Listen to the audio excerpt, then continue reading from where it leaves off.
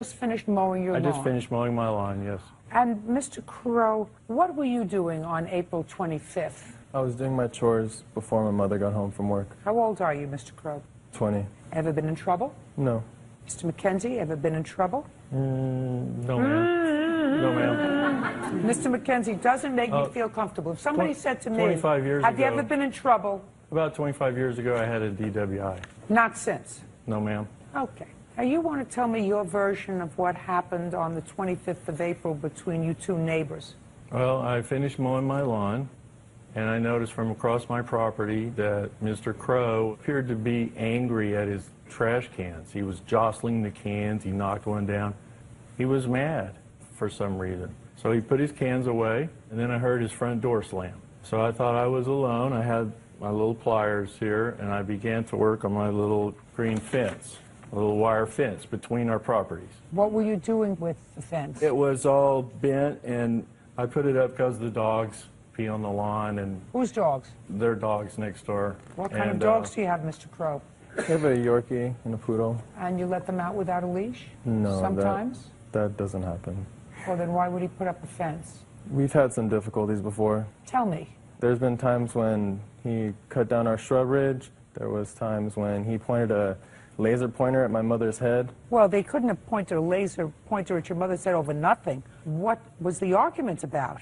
You mean he just came out one day and pointed a laser at her head? I wasn't even home when this situation occurred. So you don't know what happened? Well, no, I guess I don't.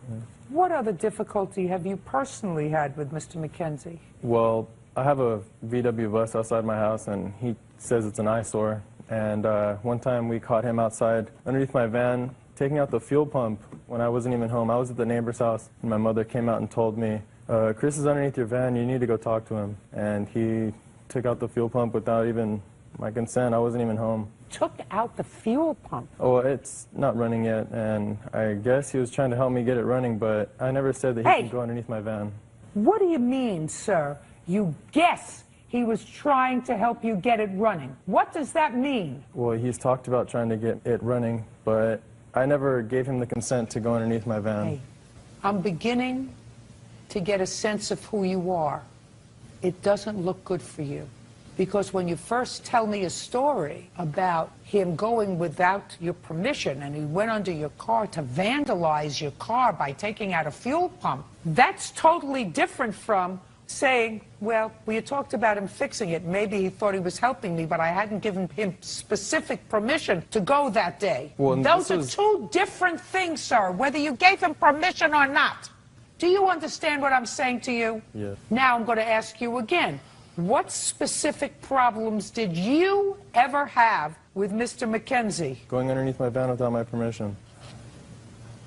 Let's go, Mr. McKenzie. Okay, after he put his cans away, he went in his house, he Slammed the door. Slammed the door. I assumed he went into his house, and I said out loud, I wish he would get that piece of ass going.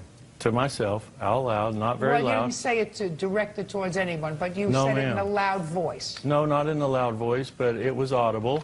And you didn't just think it. No, ma'am. I spoke it. Oh, okay, keep going. About as loud as I'm speaking now.